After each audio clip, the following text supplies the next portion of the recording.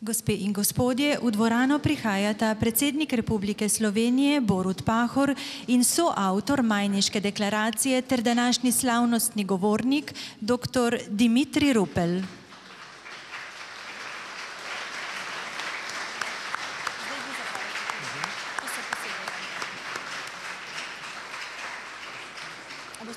Kar izvolite.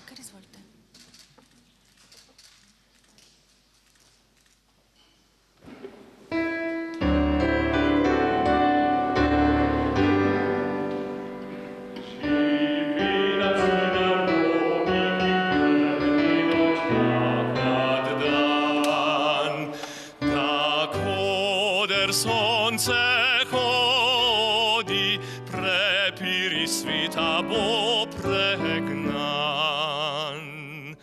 Da rojak prost bo vsak, ne vragle sosed bo mejak. Da rojak prost bo vsak, ne vragle sosed bo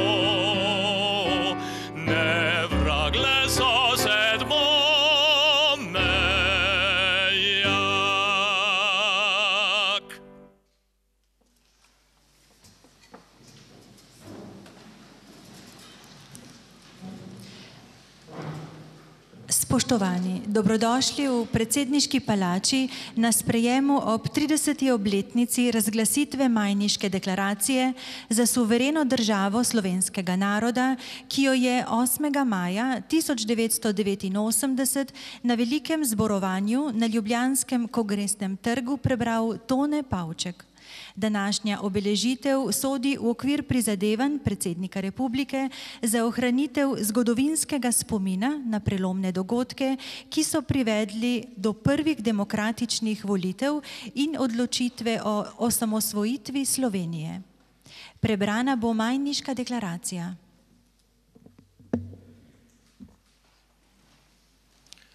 Majniška deklaracija 1989.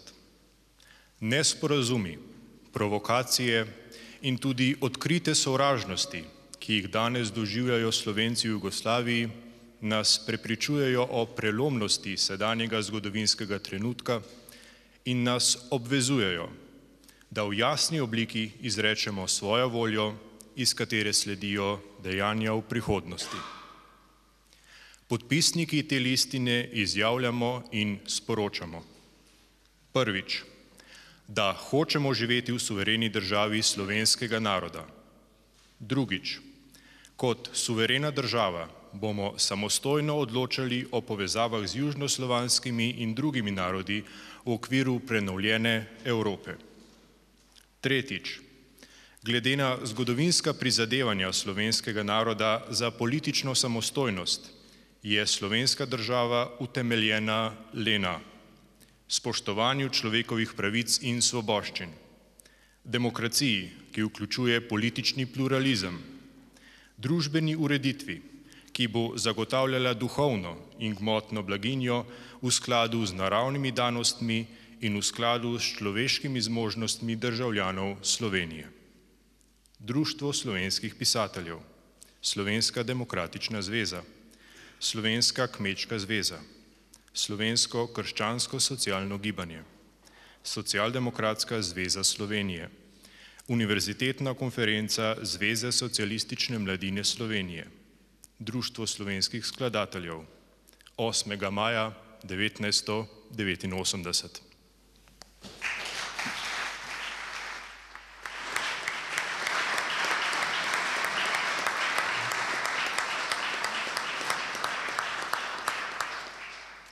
Hvala.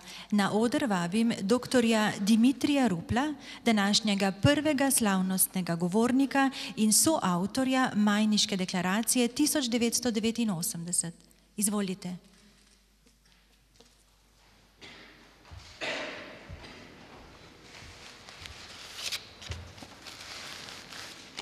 Spoštovani gospod predsednik Republike, predsednik parlamenta, Državnega sveta,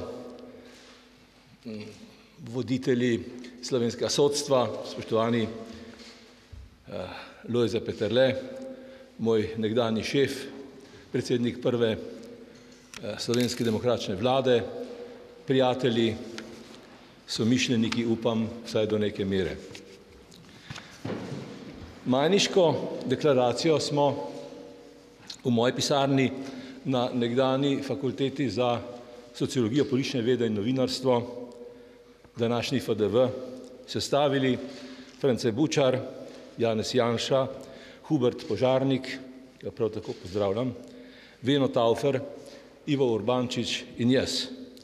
Nekaj dni pozneje, natanko 30 let nazaj, pa jo je na Kongresnem trgu prebral pesnik Tone Pavček. Pavčka smo prosili za branje, ker je bilo Društvo slovenskih pisateljev prvi podpisnik deklaracije in ker nismo želeli, da bi jo razlagali kot programsko lastnino katerekoli od 4 strank. To so bile, kot je bilo že prej navedeno, Demokratična, Kmečka, Socialno-demokratska zveza in Krščansko-socialno gibanje, predhodnik slovenskih krščanskih demokratov. Podpisi teh strank so sledili podpisu pisateljev. To se je potem dogajalo na nekakšni javni seji Zveze socialistične mladine Slovenije, ki jo je vodil takrat Jožef Školč, in novih političnih strank, ki je bila namreč ta seja prvotno posvečena protestu zoper prvi poskus Jugoslovanske ljudske armade, da v sodelovanju s tedanjo uradno slovensko politiko disciplinira naše domoljubno in svobodoljubno gibanje. Tu mislim na znano, sramotno zgodbo, ki je znana torej kot proces proti četverici JBTZ. 8. maja 1989, torej precej pred padcem Berlinskega zidu, je bilo na Kongresnem trgu protestno zborovanje zaradi odhoda Janeza Janše v zapor. Na zborovanju je v imenu Odbora za zaščito človekovih pravic govoril Igor Bavčar, v imenu opozicijskih strank, ki so pozneje oblikovale koalicijo Demos, pa njihovi predsedniki. Da je večina razsodnih Slovencev izgubila zaupanje v socialistično Jugoslavijo, sta pred majniško deklaracijo dokazovala eksplozivna pojava 57. številke Nove revije in tako imenovane pisateljske ustave. Po majniški deklaraciji pa so to nezaupanje dokončno potrdili prve demokratične volitve in plebiscit. O tej zadevi sva si nekaj elektronskih sporočil izmenjala s starim prijateljem, ki je ugleden zgodovinar. Eno od teh prijateljevih sporočil se glasi, in bom tukaj citiral. Sprašujem pa se, pravi moj prijatelj, ali so v majniški deklaraciji zapisana stališča res celo mnoge med našimi generacijskimi vrstniki motila, predvsem zaradi njihove demokratične komponente, ali pa ni morda res, da so jim bila tuja zato, ker razpada Jugoslavije preprosto niso mogli sprijeti. V tej zvezi, še vedno citiram, vidim tudi mnogo analogij z majniškim gibanjem in prelomom leta 1918. Konec citata. Gre za nenavadno in nepričakovano vprašanje, ali so bila stališča majniške deklaracije moteča, tuja in nesprejemljiva zaradi svoje demokratične komponente ali zaradi razpada Jugoslavije, ali pa non solum sed etiam, ne samo zaradi demokracije, ampak tudi zaradi razpada Jugoslavije. Glede na to, da je majniška deklaracija napovedala politične usmeritve in odločitve, ki so se uresničile oziroma potrdile kot bolj ali manj nesporna zgodovinska dejstva, se postavlja drugo vprašanje. Ali ne gre za nekakšno zanikanje tako rekoč objektivno nespornih dejstev? Ko bi šlo za zanikanje nespornih dejstev, bi pri tistih generacijskih vrstnikih, ki jih zanikajo, šlo za znani psihološki oziroma psihiatrični pojav, ki se mu reče faza zanikanja. Morda pa je, gospe in gospodje, zadeva še bolj zapletena. Če je razpad Jugoslavije popolnoma nesporno dejstvo, to nemara ne velja 100% za demokracijo in morebitni dvom naših generacijskih vrstnikov glede demokracije je mogoče razlagati na najmanj dva načina. Prvi način, da se je napoved Majniške deklaracije glede demokracije sicer uresničila, vendar je bila ta uresničitev moteča. Ali drugi način, da se napoved Majniške deklaracije o demokraciji dejansko ni uresničila. Ta druga razlaga pomeni neusmiljeno kritiko dosežkov Majniške deklaracije in tako imenovane slovenske pomladi. In v resnici je slovenska demokracija obremenjena z mnogimi pomanjkljivostmi v zvezi z bankami, pravosodjem, volilnim sistemom, šolstvom, zdravstvom. Predvsem pa, naj jim bo dovoljeno to posebej poudariti, v zvezi s tako imenovanim izključevanjem posameznikov in skupin, s katerimi se vladajoča koalicija ne strinja, in v zvezi z zaničevanjem meritokracije, to je sistema izbiranja, napredovanja in nagrajevanja v državni upravi. Gospe in gospodje, Majniška deklaracija je prehitela tako imenovano temeljno listino Slovenije, ki so jo 27. junija 1989 leta sestavili za bolj ali manj prozorno zaveso Socialistične zveze delovnega ljudstva. No, ta listina je bila oprezna. Zagovarjala je, citiram, demokratično državo suverenega slovenskega naroda in vseh državljanov Slovenije, konec citata, in napovedala, da bi živeli, spet citiram, samo v taki Jugoslaviji, v kateri bo zagotovljena suverenost ter trajna in neodtujljiva pravica do samoodločbe narodov, enakopravnost vseh narodnosti in manjšin. No, konec citata, za avtorje temeljne listine se Jugoslavija, samoodločba naroda in demokracija, podobno kot za avtorje ustave iz leta 1974, niso izključevale. Majniška deklaracija je bila moteča, tuja in nesprejemljiva za avtorje in privržence temeljne listine, ki so zagovarjali jugoslovansko Slovenijo. Ti so si logično prizadevali, da se Majniška deklaracija ne bi uresničila ali pričakovali, da se vsaj ne bi uresničila v celoti. Njihovo prizadevanje je bilo skladno z nekaterimi njihovimi zgodnejšimi prizadevanji. Enako so si namreč bili prizadevali, da se ne bi uresničila nacionalni program iz Nove revije leta 1987 ali tako imenovana pisateljska ustava iz leta 1988.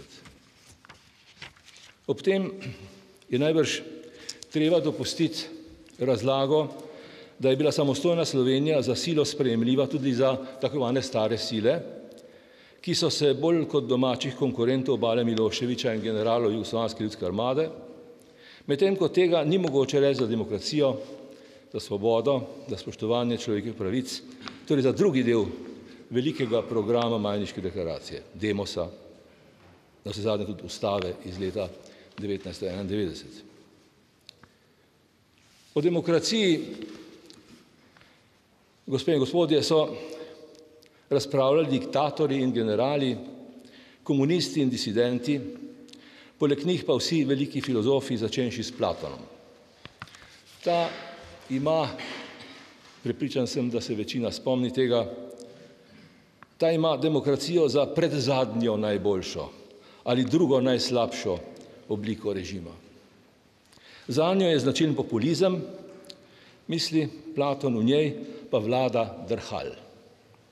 Demokracija, piše Platon, v državi je čudovita državna ureditev, anarhična, pisana, ki vsem brez razlike, enakim in neenakim podeljuje nekakšno enakost. Navsezadnje demagogi, še vedno citiram Platona, odstranijo najboljše državljane in ustanovijo tiranijo. Tako nekako se je zgodilo tudi v Jugoslaviji. Škodo pa so nekaznovano popravljali Pitamic, Džilas, Pirjevec, Bučar, Pučnik in še nekateri, ki so predstavljali navdih za Majniško deklaracijo. Majniška deklaracija, gibanje slovenske pomladi in demos so bili povezani s koncem hladne vojne. Hladne vojne, ki je z vso nazornostjo nastopil, konec namreč, s padcem Berlinskega zidu novembra 1989, uradno pa leto pozneje s Pariško listino konference o varnosti in sodelovanju v Evropi, o novi Evropi, tako se imenuje tista listina. Temu koncu je z razpadom Sovjetske zveze 2 leti pozneje sledil konec socializma. Socializem, gospe in gospodje, težko preživi brez vojne. Kar se je pokazalo s tem, da je konec druge svetovne vojne tako rekoč neopazno prešel v začetek hladne vojne. V socialističnih državah, tudi pri nas, se je praznovanje konca druge svetovne vojne združilo s praznovanjem začetka hladne vojne. Majniška deklaracija je bila navsezadnje, podobno kot Koroščeva iz leta 1917, povezana s koncem vojne, konec vojne pa pomeni spravo. Ob koncu vojne je neizbežna sprava. Najbrž ni naključje, da je Demos vztrajal pri spravi in da so nasprotniki sprave nasprotovali tudi koncu hladne vojne. Privrženci kontinuitete so značilno, najbolj ogorčeno zavračali dvome glede poimenovanja konca druge svetovne vojne kot osvoboditve. Ogorčene so bile, oziroma so še vedno, polemike oziroma dileme v zvezi s praznovanjem začetka ali konca hladne vojne. Količina proslav začetka hladne vojne nemara 10-krat presega količino prireditev, ki so posvečene koncu hladne vojne. Končujem. Ne glede na vse povedano, lahko Majniško deklaracijo štejemo kot prvi, sicer ne povsem zanesljiv, steber slovenske države, drugi steber predstavljajo demokratične volitve in plebiscit, tretji steber predstavljata vojna za Slovenijo in Brionska deklaracija, četrti steber predstavlja ustava, konec leta 1991, peti steber predstavlja mednarodno priznanje Slovenije, konec 1991, začetek 1992. Toliko sem imel povedati, hvala lepa.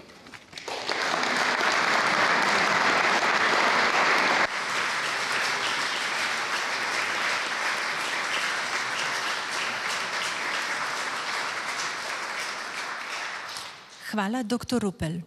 Posebej ob današnji priložnosti sta kulturni program pripravila gospod Janez Triler, član Slovenskega okteta, in Jan Triler, njegov sin, študent Konservatorija za glasbo in balet Ljubljana, smer klavir.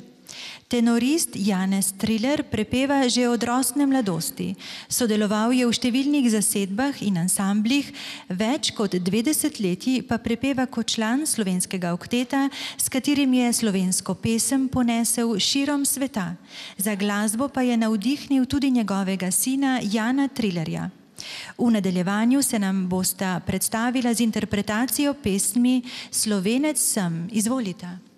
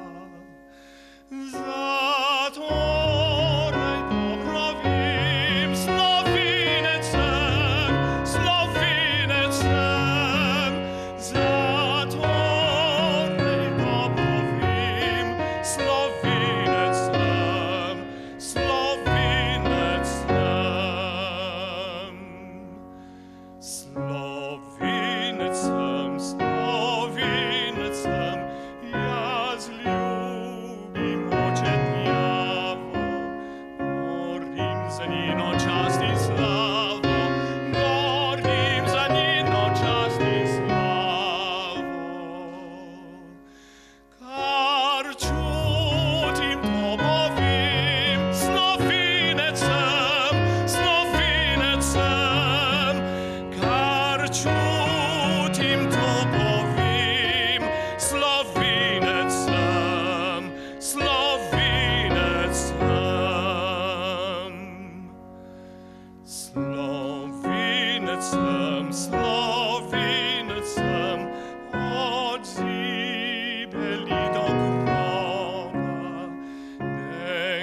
ne moja se zvestoba, nega ne moja se zvestoba. Da vsega reči smim, snovinec sem, snovinec sem. Da vsega reči smim, slovinec sem, slovinec sem.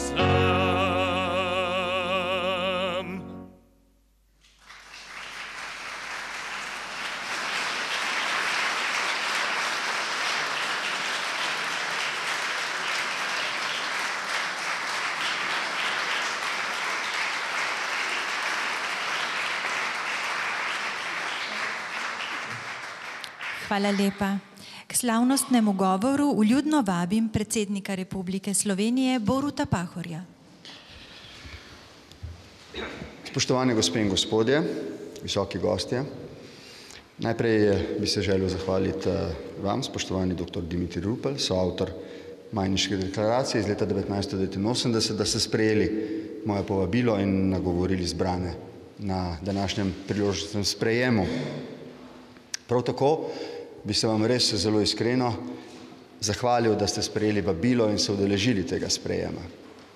Kolikor je v moji moči, se trudim, da bi se spomnili in zavedli v našem zgodovinskem spominu ne samo prve demokratične volitve, plebiscit, ustanovitev, razglasitev naše države, njeno diplomatsko priznanje, ampak tudi dogodke sredi tako zanimive, tako slavne demokratične pomladi, katere del je bila tudi ustanovitev Odbora za varstvo človekovih pravic, tako imenovanega Bavčarjevega odbora, katero smo nedavno prav tako obeležili in danes obeležujemo obletnico Majniške deklaracije. To je pomembno tako z vidika, kot sem dejal, graditve našega zgodovinskega spomina, kar se Majniške deklaracije tiče zlasti z vidika njenega simbolnega in stvarnega pomena za proces demokratizacije in osamosvojitve Slovenije, kot tudi z vidika, če mi je dovoljeno reči, naše prihodnosti, saj ostaja Majniška deklaracija izpred 30 let v svoji sporočilnosti zelo jasna, kot je rekel dr. Rupel, tudi pomenljiva in aktualna za današnje čase in za prihodnji čas. Po mojem je njena največja odlika v tem, da je povezala demokracijo, našo državno suverenost in naše mesto v prenovljeni Evropi.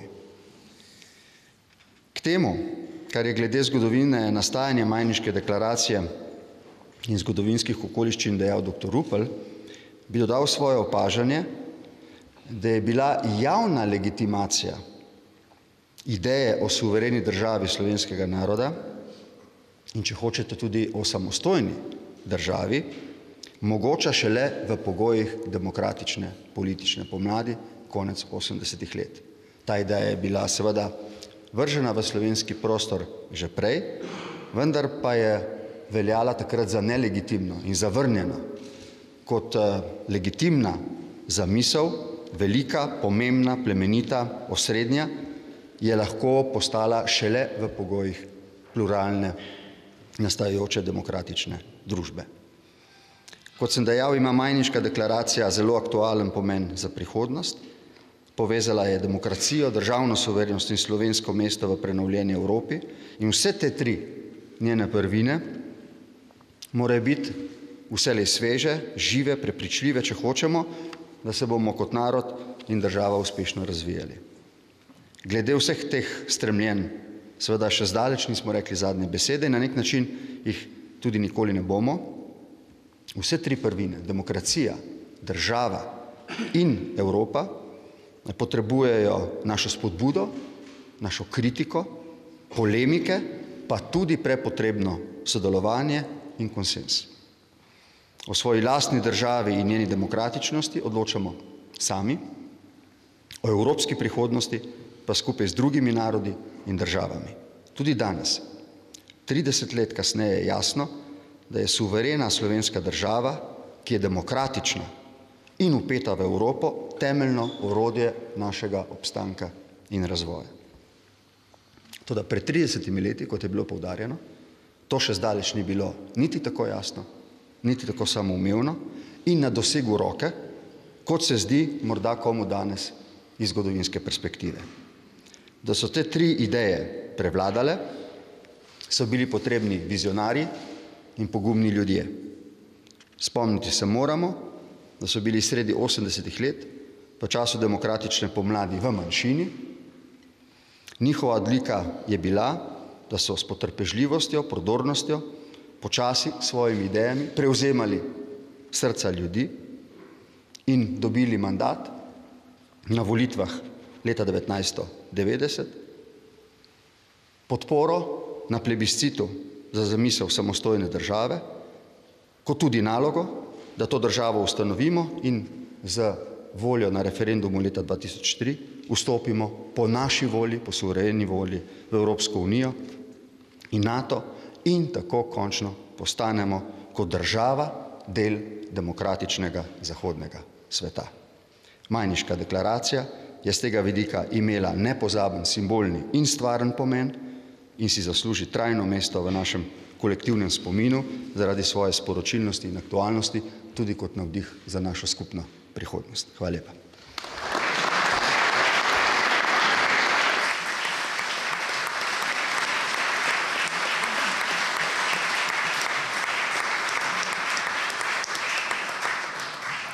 Najlepša hvala, gospod predsednik. Slovesnost bosta s premierno interpretacijo avtorske pesmi Jana Trilerja Moji deželi sklenila gospod Janez Triler in Jan Triler.